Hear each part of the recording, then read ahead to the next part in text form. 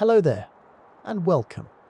Tonight we are not staying in the familiar routines of the day, nor even in the comfortable boundaries of what we normally call reality. Tonight we step into a thought experiment, one that feels simple at first, almost playful, but quickly deepens into mystery. Imagine this: you wake up tomorrow morning. The light filters softly through the window. The air is quiet, calm, just as it always is.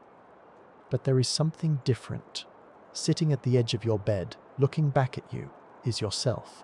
Not a mirror, not a reflection, not a dream. A person. Breathing. Living. With your face, your voice, your memories, up to this very moment. A perfect duplicate. A clone. What would you do? Would you panic, startled by the impossibility of it? Would you smile, as if finally reunited with a twin you never had? Would you feel relief at the thought of sharing life's burdens, or terror at the thought of sharing your place in the world? This question may feel modern, yet it is ancient. The Greek philosophers already asked whether identity could be divided. Plato spoke of the soul as something mirrored across realms, and Heraclitus reminded us that we never step into the same river twice, even if the water looks the same. In the Middle Ages, alchemists whispered of homunculi, tiny artificial humans born in glass vessels, reflections of our longing to reproduce life by our own hands. For millennia, humanity has wondered, can the self be doubled? And if so, what remains authentic? Cloning. The very word carries both wonder and unease. It suggests possibility, the idea that life can be copied, that perhaps nothing is ever entirely lost. But it also suggests fear, the fear that uniqueness can vanish, that the self can be diluted, repeated, replaced. So tonight we will take our time. We will wander slowly through the landscapes of science, where cloning has already stepped out of imagination and into the laboratory. We will drift into the reflections of philosophy, where questions of the self have always lingered. We will look at history and myth, where the idea of doubles, of shadows, twins and mirrors has haunted humanity for millennia. And we will even glance into fiction, where storytellers have played with the strangeness of encountering another self. Through it all, we will keep the question before us, gentle and patient. What would you do if you had a clone? Would you welcome it? Would you fear it? Would you see it as a gift or as a threat? The night will not give us one single answer, but it will give us space to breathe, to wonder, to imagine. And as we begin this reflection, remember that you can always return here. If these reflections bring you calm, let them continue. A like or a subscription is a small gesture, but it keeps this space alive for nights still to come. Close your eyes for a moment if you like. Imagine your footsteps echoing in a quiet hall. Imagine turning a corner and there you are, another you, standing, waiting. The eyes are yours, the voice is yours, the very thoughts are yours. But in that moment, looking into them, do you still feel like the original? Or do you suddenly wonder whether you are the copy? This is the paradox of cloning. It is not simply a question of making life, it is a question of what life is. As we begin, let us slow down and let the thoughts settle in the way a stone settles through deep water. You, sitting here now, listening, breathing, with your history behind you and your future ahead, could there be another you, equally real, equally present, yet separate? Tonight, we invite you to let the idea unfold, gently, layer by layer. We will walk together, calmly, curiously, into this mirror of the self. For this is Odyssey, where science meets serenity, and where even the most impossible questions can become the softest lullabies. So let us begin. When we hear the word cloning, it may sound futuristic, almost like magic. But cloning is not confined to science fiction. It has already walked into the laboratories of our world, leaving behind both excitement and unease. To begin, let us step slowly into what cloning actually means. At its heart, cloning is not about creating monsters in secret labs, nor about copying entire people at the push of a button. It is about replication. It is about taking the code of life, DNA, and asking, can this pattern be repeated? Can life be mirrored cell by cell? Nature itself has always known the art of cloning. A strawberry plant sends out runners, and from them grows another plant, genetically identical to the first. A flatworm, when cut in half, becomes two. Even within your own body, countless cells divide every moment, producing exact copies of themselves. In this sense, cloning is not foreign at all. It is the quiet heartbeat of biology. But when we speak of cloning in the human imagination, we mean something more dramatic, the deliberate creation of an organism that is genetically identical to another. The story of modern cloning begins earlier than Dolly. In the 1950s and 60s, scientists experimented with frogs, transferring the nuclei of cells into egg cells to see if development could continue. Many attempts failed, but a few worked, proof, even then, that the script of life could be restarted. In the 1970s, researchers cloned mice, showing that the technique could extend to mammals, though with difficulty. These early experiments were clumsy and uncertain, yet they opened the door. And then, in 1996, came Dolly. Scientists in Scotland managed what was once thought impossible. They took the nucleus of a cell from an adult sheep, placed it into an egg cell whose own nucleus had been removed, and coaxed this cell to grow, divide, and develop into life. The result was Dolly, a lamb genetically identical to the sheep from which the nucleus had been taken. It was as if a page had been copied not from the beginning of a book, but from somewhere in the middle, and then the story continued from there. Dolly was not the first cloned animal, but she was the first made from an adult mammal, proof that the recipe of life could be restarted even after the story had already begun. Her existence was both a triumph and a warning. For if one sheep could be copied, what else, or who else, might follow?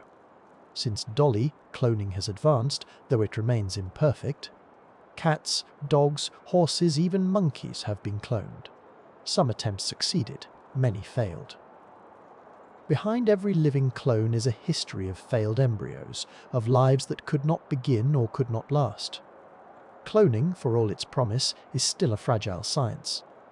Even today, the cloning of primates, animals much closer to humans, has been achieved only in rare and difficult circumstances, with high rates of failure. Each success carries within it a silent ledger of loss. But let us slow down here and look closer at what cloning reveals. It tells us that DNA, the double helix, the spiral staircase of life, holds within it a script so complete that, if placed in the right environment, it can write the story of an entire being again. But it also tells us that life is not only script. A clone may share DNA with its original, but will it share its soul? Will it share its memories, its experiences, its choices? This is where science meets philosophy. Because even if a human clone could be created tomorrow, it would not wake up with your thoughts or your past. It would be a newborn, carrying only your genetic blueprint, but none of your lived story. To call it you would be both true and not true at all. Here, it helps to distinguish between two paths of cloning. One is called reproductive cloning, the attempt to bring forth an entire organism, a living being that carries the same genetic code as another. This is the path of Dolly, and of most animals we imagine when we think of cloning. The other is therapeutic cloning, not the making of a whole creature, but of tissues, of cells, of parts of the body that might heal the sick. In therapeutic cloning, stem cells are the treasure. These remarkable cells can transform into many kinds of tissues: bone, muscle, nerve, even heart. Scientists dream of taking a small piece of your DNA and using it to grow what you might one day need: a new kidney, a patch of skin, even a section of spinal cord to repair injury. And so cloning reveals two faces, one that leans toward replication of the whole and one that bends toward healing of the parts. Some imagine a future where an organ could be grown from your own DNA, waiting quietly for the day it might be needed. A heart that beats in rhythm because it is already, in a sense, yours. A set of lungs ready to carry your breath. In this vision, cloning is not a threat to identity, but a gift to survival. But the shadow is never far. If we can clone organs, could we not also clone bodies? And if we clone bodies, could we not someday be tempted to fill them with memory, with thought, with the illusion of continuity? Where does healing end and hubris begin? Pause here for a moment. Breathe. Let the thought expand, but not rush. Science has always walked this fine line between wonder and fear, between what can be done and what should be done. Dolly the sheep lived for only 6 years, shorter than the average sheep's lifespan, though she gave birth to healthy lambs of her own. She was beloved, but she also became a symbol of possibility, of controversy, of the way science often moves faster than society is ready to follow. When she died, her body was preserved, and today she rests in a museum, a reminder that even a clone cannot escape the limits of mortality. She was a copy, yes, but she was also unique, unrepeatable in her own experience. And so we return to the question at the heart of our journey tonight. If science can copy the body, can it ever copy the self? And if another body identical to yours were created, would it be you or only a shadow wearing your face? These questions will not be solved in laboratories alone. They live in the quiet spaces of thought, in the reflections we share as we drift deeper into the night. If you felt a breeze of clarity tonight, consider subscribing so that the wind can carry you back whenever you need it. For now, let us carry with us the gentle truth that cloning, at its core, is a mirror. It shows us what can be repeated, and it reminds us what cannot. When we speak of cloning, we often picture the body, the shape of the face, the colour of the eyes, the curve of a smile. But beneath the surface, the question grows deeper. What truly makes you, you? Is it the architecture of your DNA, passed down like a script written long before you were born? Or is it the story you have lived, the laughter shared, the sorrows endured, the choices made in quiet moments when no one else was watching? A clone may share your genome, but does it share yourself? Consider memory. Your first day at school, the warmth of someone's hand held in yours. The sound of rain against the window during a night you could not sleep. These are not written in DNA, they are written in time, in experience, in the fragile pathways of your brain. A clone would not carry these moments. It would awaken blank, an echo without your echoes, a face without your past.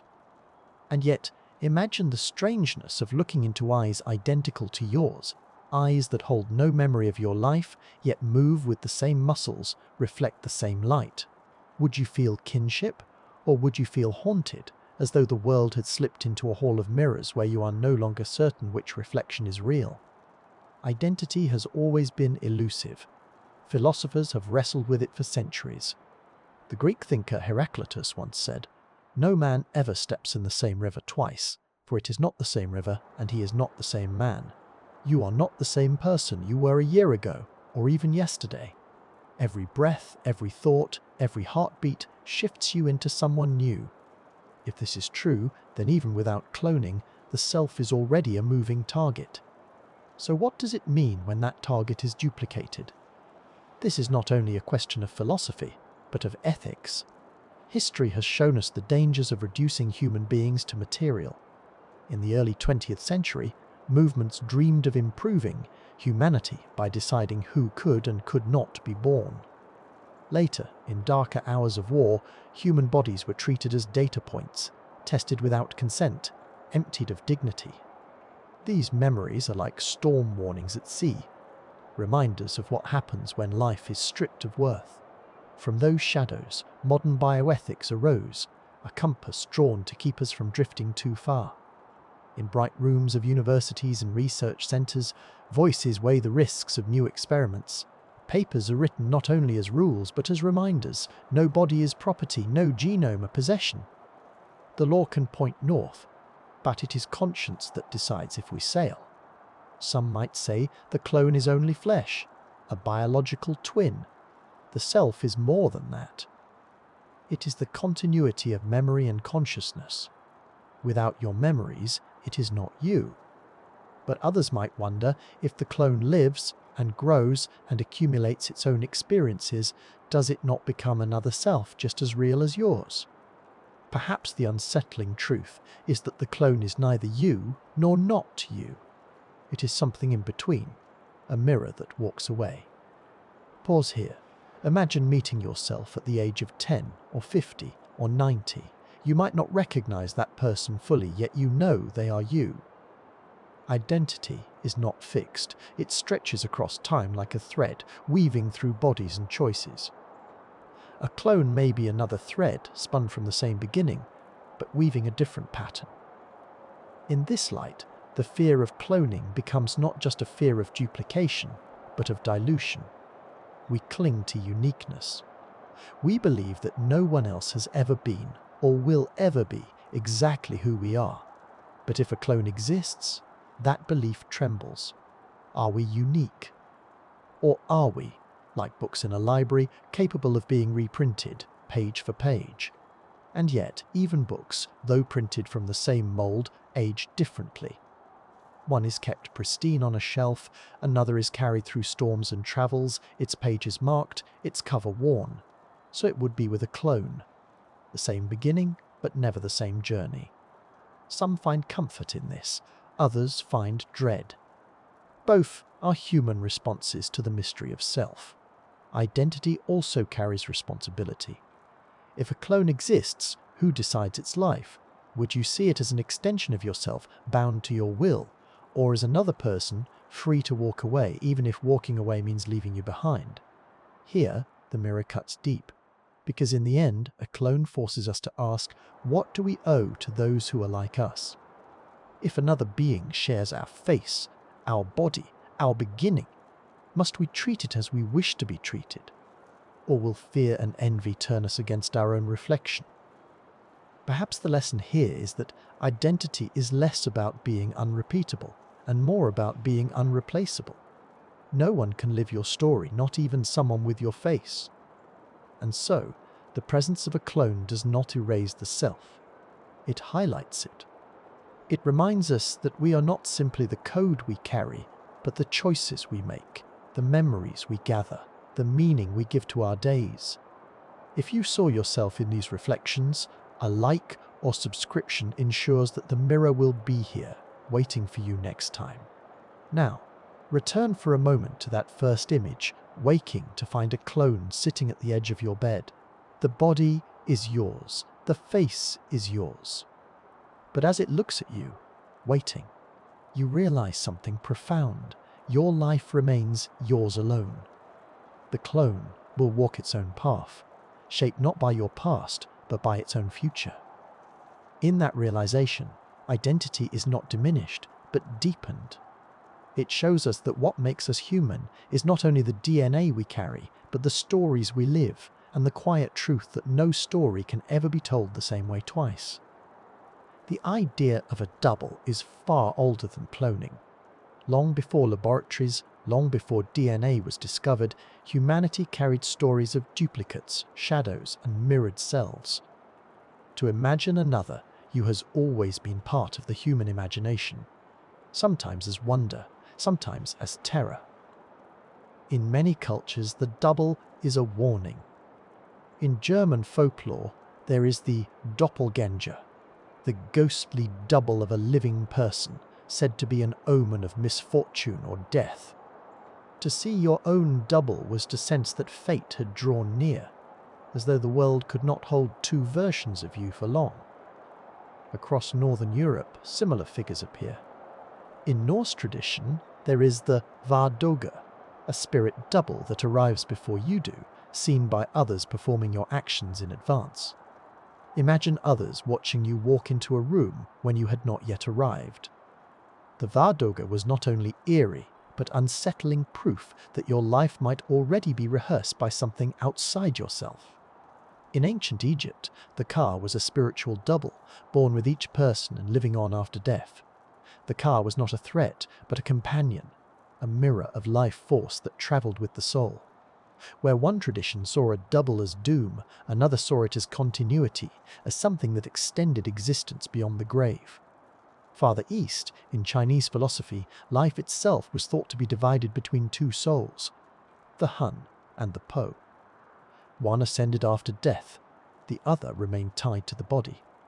In this vision, every human life already carried within it a kind of doubling, a split essence that reminded people that identity was never singular, but layered.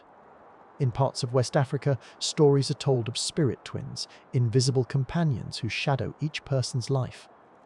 Among the Yoruba, the birth of twins carried both blessing and danger, for it was believed their spiritual link could influence fate itself.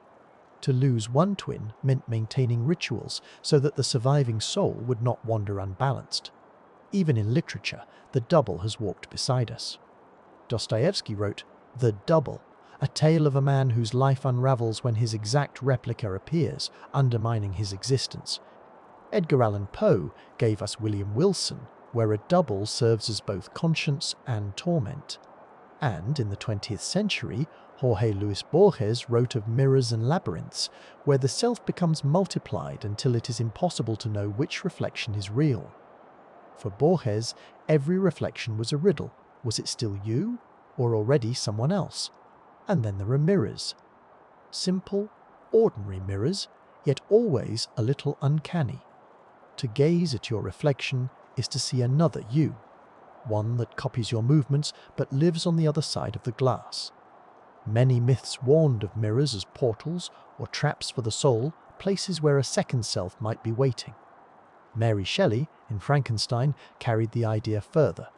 Not a mirror image, but a created being, a reflection of human ambition and fear, stitched together from fragments yet alive with uncanny similarity to its maker. The fear of doubles may spring from something deep in us, the need to be unique, to be irreplaceable. The sight of another self shakes this certainty. If there can be two of me, then what am I? Which one is the original, and does the word original even matter? But not all doubles are shadows of dread. In Hindu mythology, the god Vishnu created avatars, earthly doubles of the divine, appearing in different forms to restore balance to the world. Here, the double is not a loss of self, but an expansion of it, a way for one essence to live many lives. Even in more recent stories, the theme continues. In films and novels, the clone, the twin, the reflection is often a test of character. Will we embrace the other, or will we resist it? The double is a mirror, but also a question. Perhaps the fascination endures because the idea of a double is, at its core, the idea of recognition. To see yourself from outside. To meet your own gaze not in glass but in another set of eyes. For some, that recognition is terrifying. For others, it is strangely comforting. Proof that we are not as alone as we sometimes feel. Pause for a moment and imagine. If a double walked through your door tonight, carrying your face, your gestures, your voice, would you embrace it as a companion or recoil from it as an intruder? Myths, after all, are not about other people. They are about us. They tell us what we fear and what we hope when we imagine ourselves multiplied. If these words have kept you company, a like or subscription is a way of saying, let's meet again when the evening grows quiet. From ancient omens to modern imagination, the double has always been with us. Sometimes as death's shadow, sometimes as the soul's companion, sometimes as the echo of conscience. Always reminding us that to see ourselves from outside is to step into mystery. So the double lingers in myth, in story, in fear, and in faith. And in that lingering, we find a bridge to our own reflections, the hidden parts of the self that we cannot always face directly. Because in the end, the myth of the double is not about another you. It is about you, seen through different eyes, told in another voice, mirrored in another life. If myth and folklore gave us the first shadows of the double, then fiction has given us the stage on which those shadows come alive. For centuries, writers and filmmakers have asked, what happens when science makes the double real? And what would it reveal about us? In many stories, the clone is not simply another body. It is a mirror held up to humanity's deepest fears and hopes. Sometimes the clone is a victim, created and used by forces it cannot control. Sometimes it is a rival, threatening the identity of its original. And sometimes the clone is a question. What does it mean to be alive, to have a self? Consider Ridley Scott's Blade Runner. The replicants are not clones in the strict genetic sense, but engineered beings who look, act, and feel like humans. They are designed for labor, denied rights, and hunted when they escape. And yet, their struggle is not about survival alone. It is about meaning. More human than human, says their creator. The film asks, if a being thinks, feels, and suffers, does it matter how it was made? Or take the film The Island, where clones live in a sealed world, believing they are survivors of a disaster. In truth, they are bred to provide organs for their wealthy originals. The story turns cloning into a parable of exploitation, a reminder that to treat another self as a resource is to reduce humanity to property. Then there is Moon, a quiet and haunting story of a man working alone on a lunar base, only to discover that he is not the first. He is one of many clones, each awakening to the same lonely assignment, each believing he is unique. The film does not focus on spectacle, but on sorrow. The pain of realizing your memories, your identity, may not be yours alone. In literature too, the theme runs deep. Kazuo Ishiguro's Never Let Me Go tells the story of children raised in a quiet English school, only to learn they are clones destined to donate their organs. The book does not ask whether they are human, it shows us that they are, through their loves, their fears, their fragile hopes. And in that recognition, the tragedy becomes clear. What is denied them is not life itself, but the dignity of choice. Fiction has also explored cloning on a broader scale. In Star Wars, the Clone Wars, entire armies are bred from a single genetic template. Yet the story soon asks, are these soldiers interchangeable, or are they individuals? The saga shows us soldiers with names, personalities, and loyalties, proof that even identical bodies carry unique selves. On television, Orphan Black gave us a portrait of multiplicity. Tatiana Maslany's performance as dozens of genetically identical women revealed that identity is more than DNA. Each clone had her own accent, her own fears, her own style of survival. Watching them was to witness a living experiment. How many lives can grow from the same seed, and how different can they become? Gattaca, though not about cloning in the literal sense, carries the same weight of genetic destiny. In its future, children are engineered for perfection, and natural birth is seen as a flaw. The story reminds us that whether by cloning or selection, the attempt to control identity through biology risks reducing people to codes, ignoring the human spirit that resists such control. In anime and manga, the theme takes other forms. Neon Genesis Evangelion presents Rei Ayanami, a mysterious girl who is one of many identical copies tied to an experiment in human survival. She is at once singular and replaceable, a paradox that unsettles both characters and viewers. Ghost in the Shell goes further. When a mind can be transferred into machines, when memory can be copied, what does it mean to speak of an original self at all? These stories expand cloning beyond flesh into the realm of consciousness. And here, in our own time, Severance brings the question closer still. In the series, workers undergo a procedure that splits their memories in two. One self exists only at work, the other only outside. They share the same body, but they are not the same person. One laughs with family, the other lives in endless routine. It is not cloning in the genetic sense. Yet it is a cloning of identity, a deliberate fracture that creates another self inside. Severance reminds us that the double need not be born in a lab. It can be created by dividing what we already are. Why do these stories linger? Perhaps because fiction allows us to explore what science cannot yet create. It lets us imagine the consequences before the possibility arrives. It warns us and comforts us and prepares us for futures we may never face. And it reminds us of something simple and human, that identity is fragile and precious. That memory, freedom, love, the things we hold dearest, are not guaranteed by biology, but by recognition. When we see ourselves in another, when we grant them the dignity of being, then humanity expands. Pause for a moment. Picture yourself sitting in a dark theatre, the glow of the screen before you. The story unfolds, and on that screen appears another, you, walking, speaking, making choices. Do you cheer for them or fear them? Do you see them as hero or threat? Fiction is not distant. It is a rehearsal, a quiet stage where we practice our responses to the unimaginable. If you find these reflections meaningful, and they bring you a sense of calm curiosity, consider leaving a like or subscribing to Odyssey. It is a small act, but it supports this journey and ensures you can return here whenever you wish to wander again. From replicants to lunar workers, from tragic students to hidden armies, fiction has given us countless doubles. Some inspire compassion, others dread. But all remind us that the question of cloning is not only about science, it is about us, about the meaning of life, about the weight of identity, about the fragile beauty of being human. So far, we have looked at cloning through the lens of science, philosophy, myth, and story. But let us step closer now.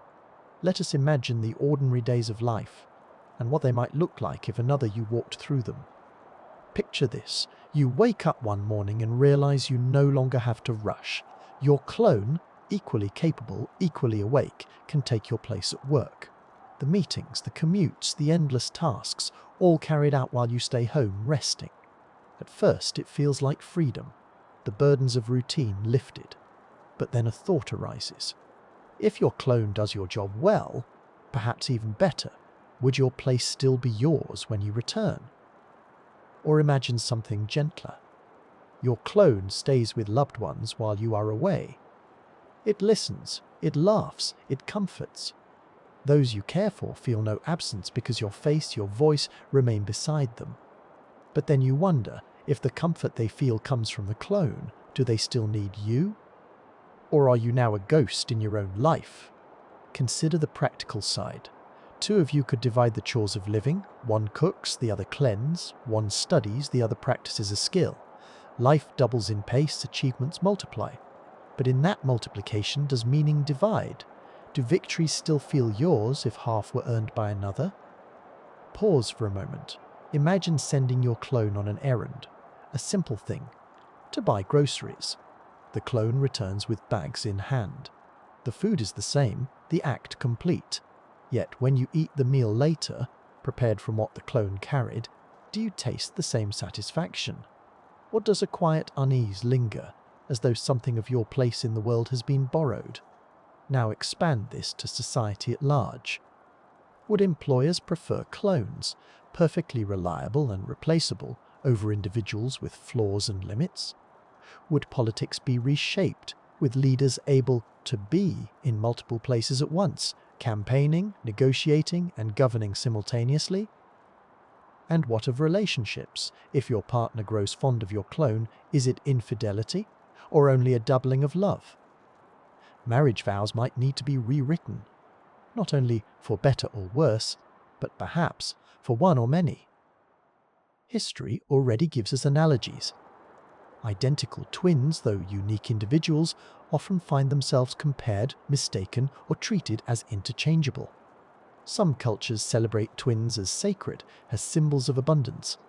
Others view them with suspicion, as though nature had repeated itself unnaturally. A society with clones might amplify these same instincts, reverence on one side, rejection on the other. Religions, too, might wrestle with the presence of doubles. Would the soul be singular, tied to the original, or would each clone carry its own? If laws of inheritance must decide between multiple selves, how do we define lineage, property, or even citizenship? In these small and large scenarios, we find larger questions. The gift of a clone is convenience, but also displacement. To hand over a task is to give away a part of your presence in the world. And presence, though often unnoticed, is what makes life ours. But let us also consider the clone itself. Does it long for freedom? If created to serve, does it not also carry the same hunger for meaning? Perhaps it would resent being sent to the office or to the market while you enjoy rest. Perhaps it would begin to wonder, why should only one of us hold the right to choose? The daily life of clones, then, would not be simple. It would be negotiation, conversation, two selves sharing one origin, learning how to share a world. And in this negotiation you might discover that your clone is not simply another you, but another perspective. It might laugh differently, cook differently, love differently. Small choices diverging until you are no longer mirrors, but branches of a tree, each growing in its own direction. Perhaps that is the real fascination. The moment a clone ceases to be your copy and becomes simply another person, familiar but distinct, in that moment you would no longer fear replacement. You would realize that what makes you irreplaceable is not your tasks, but your being. A like or subscription is like a small flame, enough to keep this lantern lit, guiding you back here when the night is long. Now, imagine one final scene. You and your clone sitting across a table, sharing the same meal. The same hands lift forks, the same smiles cross faces. Yet as the conversation unfolds, you notice differences. A pause where you would have spoken, a thought you would not have had. Slowly, you realize that the clone is not stealing your life, it is living its own. And in that realization, perhaps the unease softens. Because if another you can live differently, then so can you. The clone becomes not a rival, but a reminder that your own life too holds infinite possibilities. Science can ask how cloning might be done. Philosophy can ask what it means. But there is another layer that must always follow, the question of ethics. Not only what we can do, but what we should do. The presence of a clone, even in thought, stirs difficult questions. Questions about rights, about dignity, about responsibility. Questions that do not wait for technology to answer them, but live already in our imagination. Let us begin with the simplest, yet hardest. If a clone were created, what would it be? Property or person? If we treat a clone as property, we risk reducing humanity to ownership. To say, "This life belongs to me," is to step onto dangerous ground. It is to see another being not as a self, but as a tool. History is heavy with such mistakes, with times when humans claimed power over others, denying their freedom, their voice, their worth. A clone, whatever its origin, would feel, would think, would live. To deny its personhood would be to repeat those mistakes in a new form. To deny its personhood would be to repeat those mistakes in a new form. But if we treat a clone as a person, then it must have rights. It must be free to choose, to walk away, to define its own path. And here the paradox sharpens. Because if a clone is truly another person, then it is not you. It may carry your face, but it does not carry your will. It may share your beginning, but it does not owe you its life. Would you be ready to grant that freedom? Would you be ready to see another self, one that is yours, yet not yours? Walk away, perhaps never to return. Pause here. Imagine a clone created with the promise of solving problems, to work where we cannot, to heal what we cannot. Imagine governments or companies offering clones as resources. The temptation would be strong. Why risk lives in dangerous jobs if a clone could be sent instead? Why wait for organ donors if a clone's body could be harvested? the benefits would seem undeniable. And yet, the cost would be hidden in plain sight, the cost of denying another self, its dignity. This is the crossroads of ethics, convenience against conscience, progress against principle. Some ethicists argue that creating a clone would be acceptable only if it were given full recognition as a person. Others argue that to create a clone at all would already be a violation because it would be bringing life into the world under conditions of uncertainty with the risk of suffering built in. And then there is the question of identity theft in its most profound form. If a clone is made of you, do you owe it guidance, as a parent owes a child? Or do you owe it distance, allowing it to define itself? Is the act of cloning an act of creation, or of intrusion? In medicine, the dilemmas multiply. Imagine growing cloned organs, hearts, lungs, kidneys, to save lives. Many would celebrate. But what if, instead of growing only organs, entire cloned bodies were made, simply to be dismantled? Would such beings be created only to die? And if so, would that not be the very definition of cruelty, hidden behind scientific progress? The questions are heavy, but they are necessary. Because science moves quickly, but wisdom moves slowly. To reflect now is to prepare, even if the day of human cloning never arrives. Some also worry about inequality. If cloning became possible, who would benefit? Would the wealthy be the only ones able to afford extra lives, extra bodies, extra chances? Would humanity divide further, into those who can multiply themselves and those who cannot? Ethics is not only about individuals, but about societies, about fairness, justice, balance. Pause again. Take a breath. Let the thought drift, not as fear, but as awareness. Ethics is not a cage, it is a compass. It points us toward choices that honor life, rather than diminish it. And at the heart of it lies a simple truth. A clone, whatever its biology, would be a being capable of experience. It would laugh, suffer, hope, despair. It would feel the warmth of sunlight, the sting of loss, the joy of belonging. To deny that is to deny what makes us human. Yet ethics alone does not carry the full weight of the question.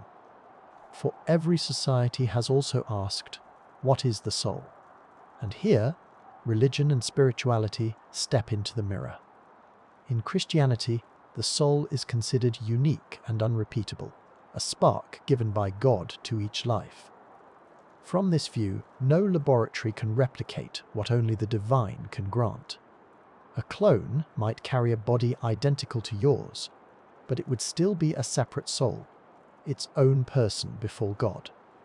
For some, this provides comfort, the assurance that even if humans attempt to copy life, the essence of personhood remains in divine hands.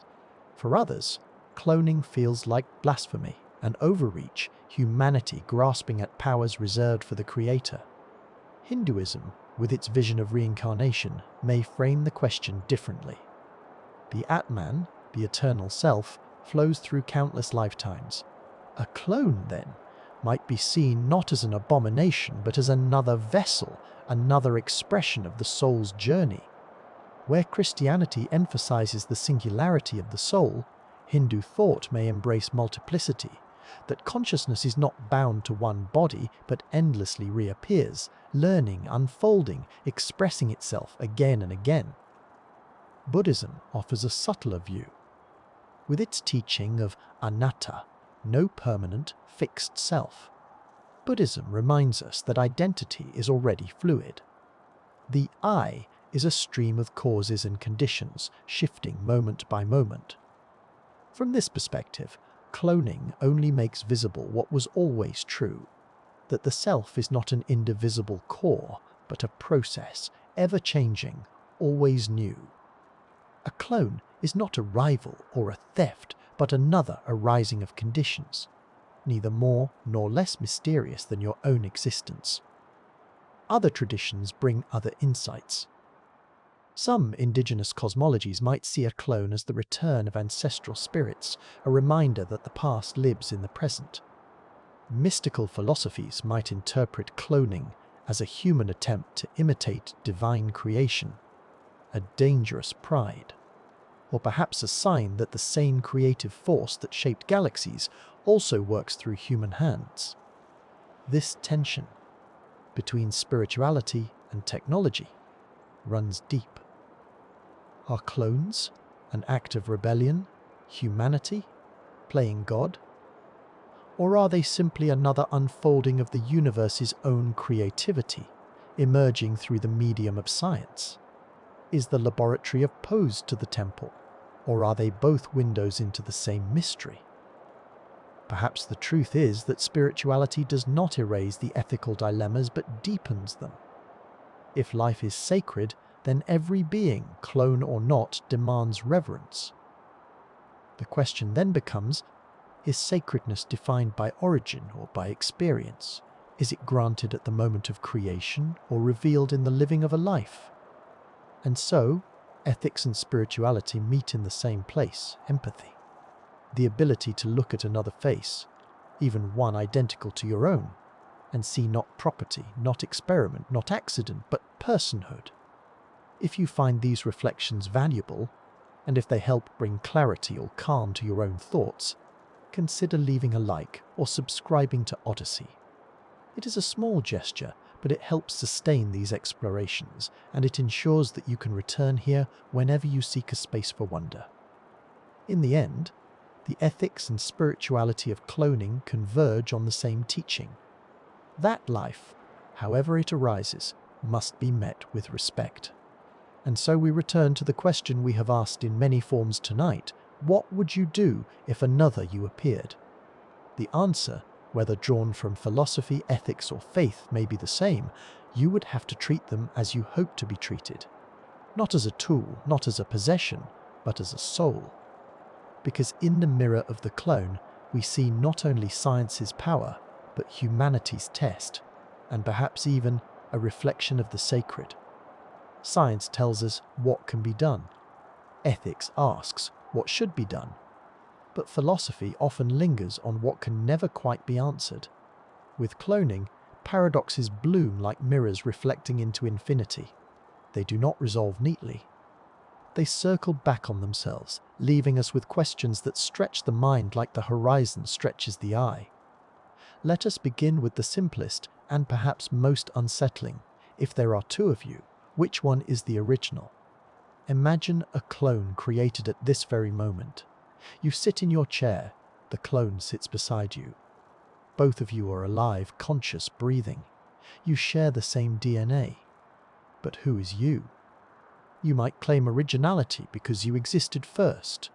But the clone might reply, I am just as real.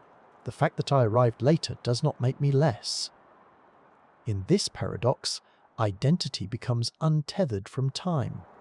Now, imagine the clone created not beside you, but with your memories copied perfectly, a technology we do not yet have, but love to imagine. You awaken one morning, and another you awakens elsewhere, carrying every thought, every memory, every feeling you had until the moment of duplication. Two selves, each believing they are the real. 1. Which one should continue your life?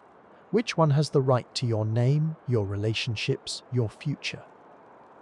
Pause and let that question linger, because it touches not only cloning, but the deeper mystery of the self. If memory and continuity make identity, then both are you. But if uniqueness and unrepeatability define the self, then perhaps neither is. Another paradox emerges in continuity. Every cell in your body replaces itself over time. The you of today is not made of the same matter as the you of a decade ago. And yet, you feel continuous. You believe yourself to be the same person. If so much of you can change and still remain, why should a clone, born of the same code, not also qualify as you? Consider also the paradox of mortality. Some dream of cloning as a path to immortality, a way for the self to endure beyond death. But if your clone lives on after you die, is that immortality? Or is it only another life, separate, carrying your features but not your consciousness? If you cannot experience your clone's survival, then in what sense is it you that has been preserved? Immortality, it seems, might arrive only as the survival of resemblance, not of self. And then there is the paradox of responsibility. Suppose a clone commits a crime. Who is guilty? The clone, because it acted? Or you, because its nature is yours? If it wins glory, is the honor yours, or only theirs? In a world of doubles, the neat lines of accountability blur. To share an origin is not the same as sharing a fate, and yet society might struggle to tell them apart. Some philosophers take the paradox even further. They ask, what if identity is always already a kind of cloning? When you awaken each morning, are you truly the same person as yesterday, or only a continuation that resembles who you were? Memory bridges the gap, but memory is fragile, imperfect, selective. In this view, you are already a clone of yourself, born anew with each sunrise, carrying forward a story stitched together by recollection. Pause here. Take a slow breath. Feel the strangeness of the thought that even without laboratories, even without science, we are already living in paradox. Already both original and copy, both old and new. Cloning does not invent these paradoxes, it only sharpens them, makes them visible. It places in front of us a mirror so clear that we cannot look away. In these reflections, some find fear, others find freedom. Because if identity is not absolute, then perhaps life is more flexible than we imagined. Perhaps the self is less a solid object and more a flowing river, always itself, yet never the same. If you find these philosophical wanderings meaningful and they bring calm curiosity to your evening, consider leaving a like or subscribing to Odyssey. It is a gentle way of supporting this journey, and it helps guide you back whenever you wish to explore again. And so, we arrive at the heart of paradox. Cloning does not give us answers, it multiplies questions. What is the self? What is continuity? What is survival? Each answer splits, duplicates, mirrors itself, until we are left not with certainty, but with wonder. Perhaps that is the point. Not to solve the paradox, but to live with it. To accept that being human is already a mystery, and cloning only reveals how deep that mystery runs. Beyond science, beyond ethics, beyond philosophy, lies the human mind. And if cloning ever moved from imagination to reality, it is here, in the fragile interior of our thoughts and feelings, that the deepest tremors would be felt. Imagine first the shock of recognition. To stand face to face with another, you, identical in body, yet carrying none of your memories. For some, it would be awe. For others, unease. Psychologists might call it the uncanny, that eerie dissonance between the familiar and the unfamiliar. You know the face, you know the gestures, and yet it is not you. That tension alone could unsettle even the strongest sense of self. This sensation has a name in psychology, the uncanny valley. Originally used to describe the discomfort people feel when confronted with robots or digital faces that look almost, but not quite, human, it might apply even more strongly to meeting a clone. The features are yours, the voice is yours, but the context is wrong. And that gap between recognition and strangeness can provoke unease, even fear. Now imagine the slow erosion of uniqueness.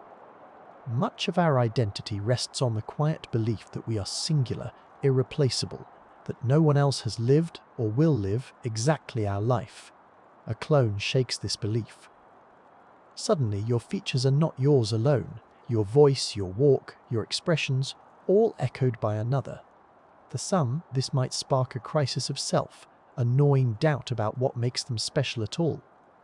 Pause here for a breath. Consider how often in life we seek validation in being distinct, in our work, our relationships, our stories. If another self can do all these things as well, perhaps even better, does that diminish us? Or does it reveal that worth is not measured in comparison, but in authenticity? Some might feel rivalry, a sibling rivalry magnified, because the sibling is not just related, but identical. Every achievement by the clone might feel like a challenge, every failure like a reflection. Psychologists studying identical twins sometimes note this same dynamic, the deep bond of recognition paired with the sting of comparison. A clone would sharpen that paradox to its limit, creating both envy and intimacy at once. Others might feel relief. Loneliness is a quiet shadow in many lives.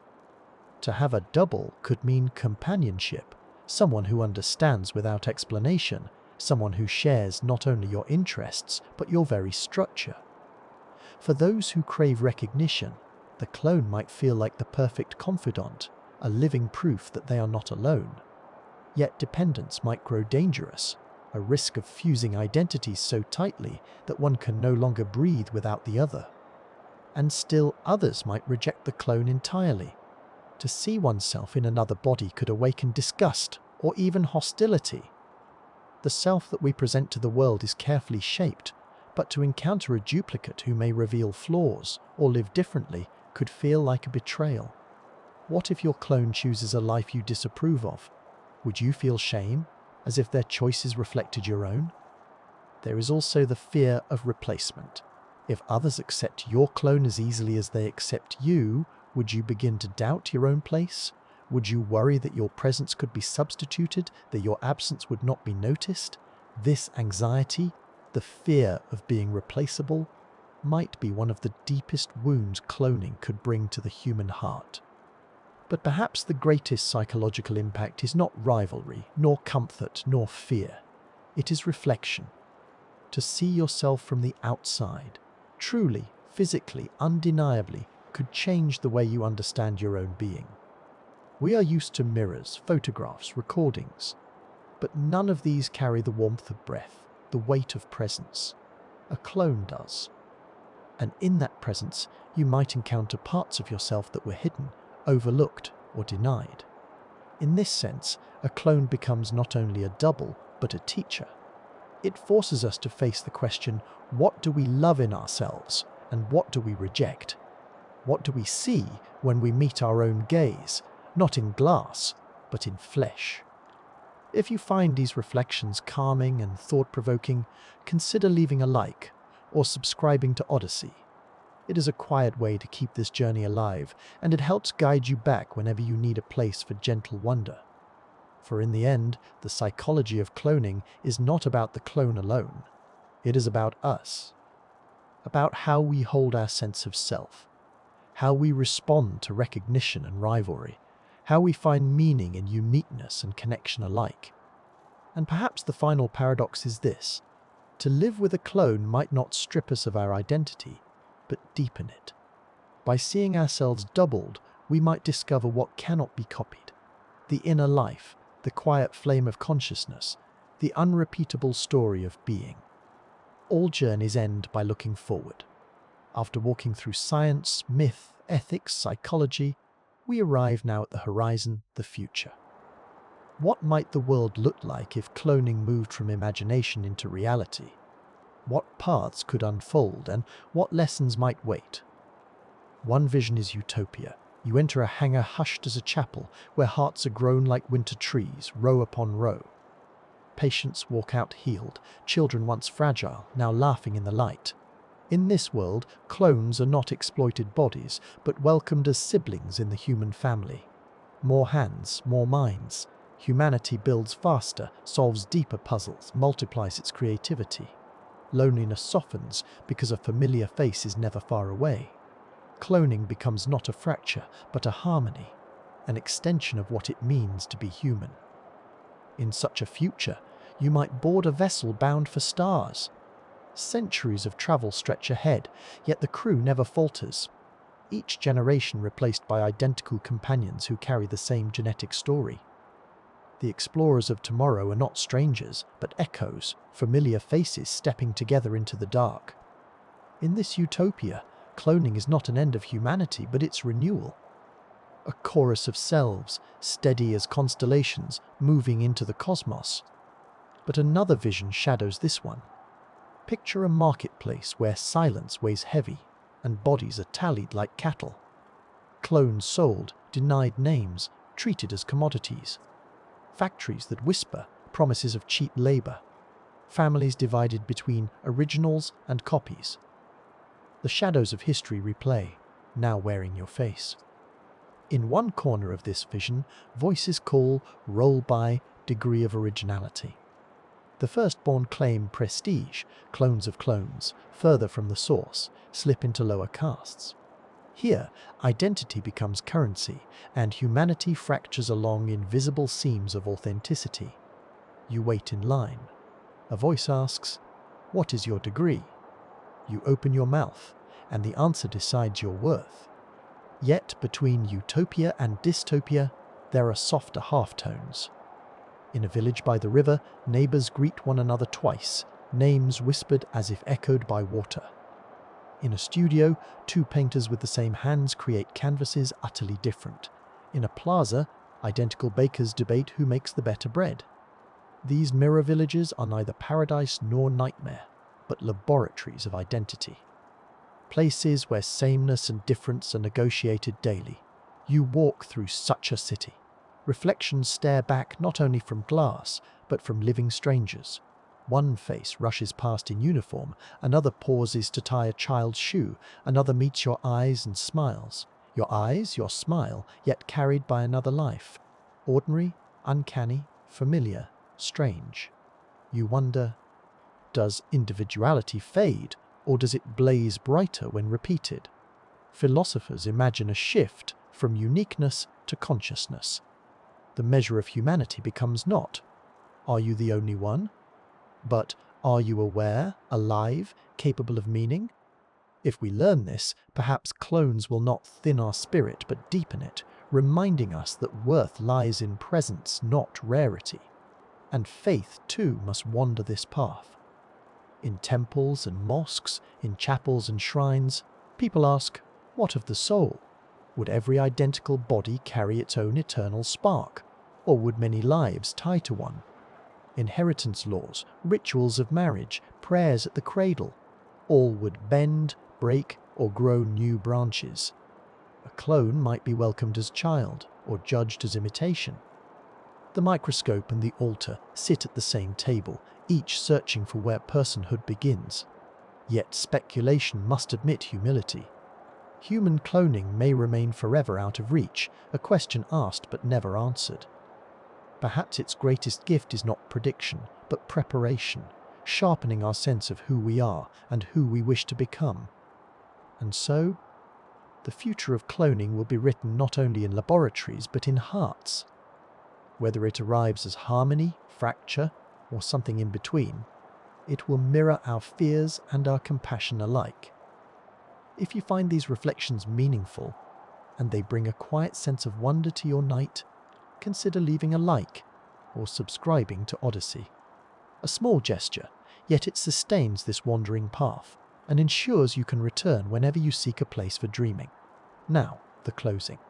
You cross the last street of thought, and there, waiting, is another you. Perhaps one day this may be real, perhaps never. But in imagining it, we discover something vital. To be human is not only to be singular, but to be aware. Not only to be unique, but to be alive. And so the walk slows. Lamps dim. A window pane reflects your outline against the night.